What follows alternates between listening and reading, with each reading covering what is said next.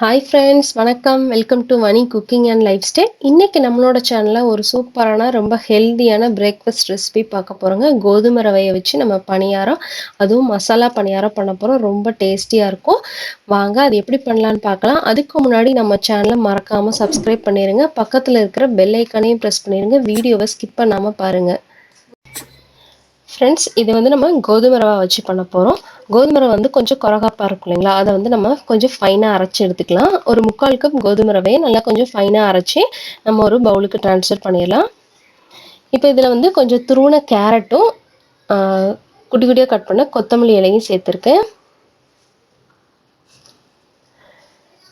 இதோடவே கொஞ்சமாக ஒரு சின்னதாக ஒரு 1/2 தக்காளி போல் நல்லா கட் பண்ணி சேர்த்துக்கலாம்.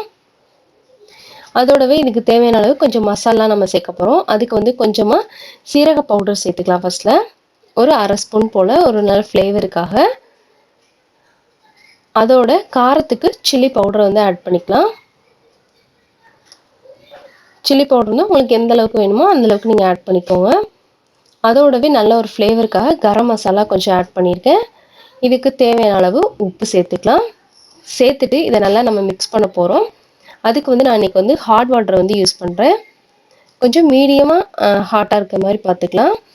இதை கொஞ்சம் கொஞ்சமாக சேர்த்து நம்ம கட்டி இல்லாமல் நல்லா மிக்ஸ் பண்ணி வச்சுக்கலாம். ஃபஸ்ட்டில் தண்ணியாக வேண்டாம், கொஞ்சம் நம்ம வந்து பணியாரமாக தான் சுட்டெடுக்க போகிறோம் இல்லைங்களா, அதனால வந்து நம்ம கொஞ்சம் கெட்டியாக இருக்கிற மாதிரி பார்த்துக்கணும்.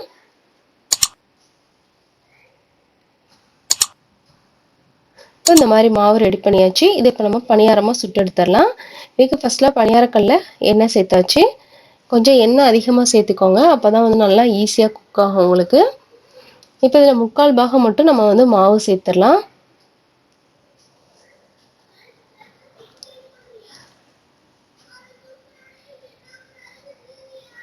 சேர்த்துட்டு மேலே லைட்டாக எண்ணெய் வந்து நீங்கள் லைட்டாக ஊற்றிக்கோங்க. ஊற்றிட்டு மூடி வச்சுட்டு ஒரு 3லேருந்து 4 நிமிஷம் வந்து மீடியம் லோ ஃப்ளேமில் வந்து நம்ம குக் பண்ணலாம். நல்லா குக் ஆயிரும்.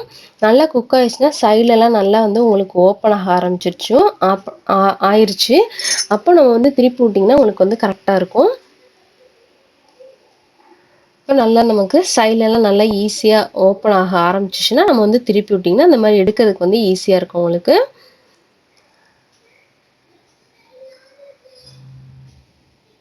இது கொஞ்சம் குக் ஆகிறதுக்கு வந்து கொஞ்சம் டைம் எடுக்கும். நீங்கள் வந்து கொஞ்சம் லோ ஃப்ளேமில் வச்சுட்டு கொஞ்சம் நல்லா குக் பண்ணிங்கன்னா நல்லா டேஸ்டியாக இருக்கும். இப்போ இந்த மாதிரி திருப்பி விட்டுட்டு திரும்ப சிம்மில் வச்சுட்டு நீங்கள் ஒரு 2லேருந்து 3 நிமிஷம் நம்ம குக் பண்ணால் நம்மளோட பணியாரம் வந்து ரெடி ஆயிரும். இப்போ இதை நம்ம மசாலா பணியாரமாக ரெடி பண்ணுறதுக்கு ஒரு பேனில் எண்ணெய் சேர்த்துருக்கேன். எண்ணெய் நல்லா சூடானதும் அதில் கடுகு பொரிய விட்டுடலாம். கடுகு உளுந்து போட்டு நல்லா பொரிஞ்சிட்ருக்கு. இது பொரிஞ்சது நம்ம வந்து கொஞ்சமாக சீரகம் வந்து சேர்த்துக்க போகிறோம். சீரகத்தோடவே கருவேப்பிலையும் சேர்த்தாச்சு. சேர்த்துட்டு நல்லா பொரிஞ்சிட்ருக்கு. இப்போ இந்த ஸ்டேஜில் நம்ம கொஞ்சமாக பெருங்காயத்தூள் சேர்த்துக்கலாம். நல்ல ஒரு ஃப்ளேவர் கொடுக்கும் உங்களுக்கு. இப்போ இதிலேயே வந்து இஞ்சி பூண்டு பேஸ்ட்டும் வந்து சேர்த்தாச்சு. சேர்த்துட்டு அந்த எண்ணெயிலே வந்து நல்லா நம்ம வதக்கிடலாம். அதோட பச்சை ஸ்மெல்லாம் நல்லா போகிற அளவுக்கு நல்லா நம்ம வதக்கிடலாம். ஃபஸ்ட்டில்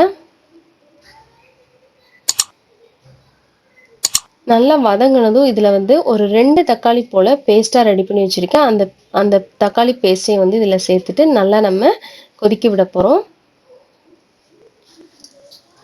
ஃப்ரெண்ட்ஸ், நம்மளோட இன்னொரு சேனலான வணிகோலத்தோட லிங்க்கை வந்து நான் டிஸ்கிரிப்ஷனில் கொடுக்குறேன், செக் பண்ணி பாருங்கள். அதில் நிறைய கோலம்லாம் போட்டுட்ருக்கிறேன். இப்போ இதில் தேவையான அளவு உப்பு சேர்த்தாச்சு. அதோடவே காரத்துக்கு தேவையான அளவு சில்லி பவுடரும் ஆட் பண்ணியாச்சு. சேர்த்துட்டு நல்லா நம்ம மிக்ஸ் பண்ணிடலாம். அதே மாதிரியே தமிழ் கதை உலகம் அப்படிங்கிற சேனல் ஆடியோ புக் பப்ளிஷ் பண்ணிகிட்ருக்கேன். அதோட லிங்க்கையும் வந்து நான் டிஸ்கிரிப்ஷனில் கொடுக்குறேன், செக் பண்ணி பார்த்துட்டு உங்கள் சப்போர்ட் கொடுங்க. இப்போ இந்த மாதிரி தக்காளி வந்து நல்லா வதங்கிருச்சு. இந்த ஸ்டேஜில் நான் வந்து கொஞ்சம் கெச்சப் வந்து ஆட் பண்ணிக்க போகிறேன்.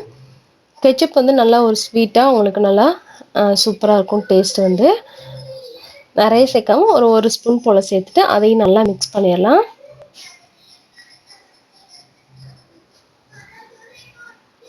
இப்போ இதோட நம்ம வந்து ரெடி பண்ணி வச்சுருக்கிற பணியாரத்தையும் வந்து ஆட் பண்ணிடலாம்.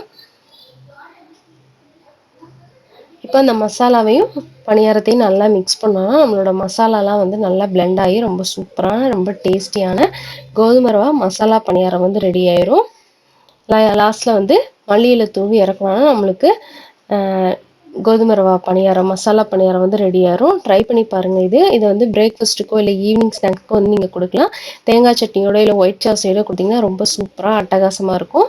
ட்ரை பண்ணி பாருங்க. இந்த ஹெல்தியான ரெசிபிய கண்டிப்பா உங்களுக்கும் பிடிக்கும். அது பிடிச்சிருந்தா எனக்கு ஒரு லைக் பண்ணுங்க. உங்க ஃப்ரெண்ட்ஸ் அண்ட் ஃபேமிலிக்கு ஷேர் பண்ணுங்க. நம்ம சேனலுக்கு மறக்காம சப்ஸ்கிரைப் பண்ணுங்க. தேங்க் யூ ஃபார் வாட்சிங்.